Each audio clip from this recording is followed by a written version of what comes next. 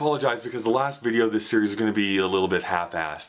I am leaving for New York City in a couple days, and I've been running around and doing other stuff, and I'm making excuses. I realize my light burnt out in my room, which annoys me to no end, and I'm only a third of the way through the Casual Vacancy by J.K. Rowling. J.K. Rowling, as you probably know if you're on the internet, you're lying if you say you don't, was the writer of the Harry Potter novels. This is the first book she's written that is specifically for adults, which does kind of mean that it's a bit R-rated. She does have a very specific style that comes from those Harry Potter novels, so you know that it's her that's actually been writing this book, but it's so odd to be reading in that style and come across like the F word and the C word, and this is like, whoa! I was not expecting that. This is a very quaint British novel, which means it's not like huge explosions and crazy stuff happening all over the place. It's very much a quieter novel where it's taking place in this little town called Pagford, where in the first few pages you meet Barry Fairbrother, who does die of an aneurysm in his head. He was on this council,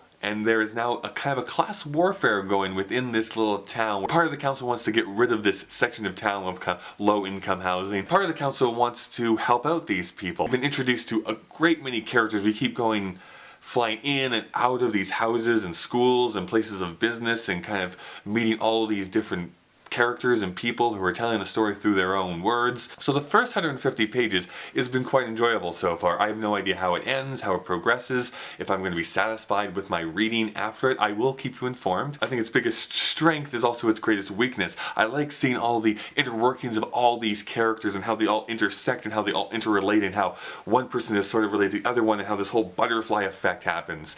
Conversely, because we have so many characters that we're following, it's hard to really grab a hold of the ones that you really like or don't like or and all that kind of stuff. I have a feeling that this is going to be remedied by the end of the novel, because if we spend so much time with all these different characters, you can have definite people that you like, definite people that you don't like, those heroes, those villains. So if you've had the time to read the entire Casual Vacancy, let me know down below what you thought. I'm going to have some great videos for you from my New York City trip in a couple of weeks, and I'll see you when I see you. I've seen your YouTube videos and I don't quite like the cut of your jib. I don't know what that accent was.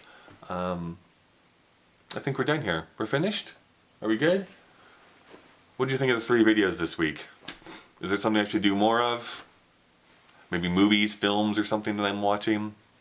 I'm watching the whole James Bond series too at the same time. And I'm trying to watch the whole series of Doctor Who. I have no social life. Anyways, I'm done.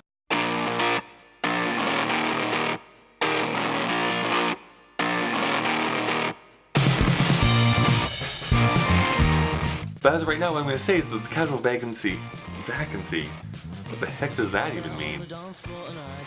I suffered a mild stroke today, so I apologize.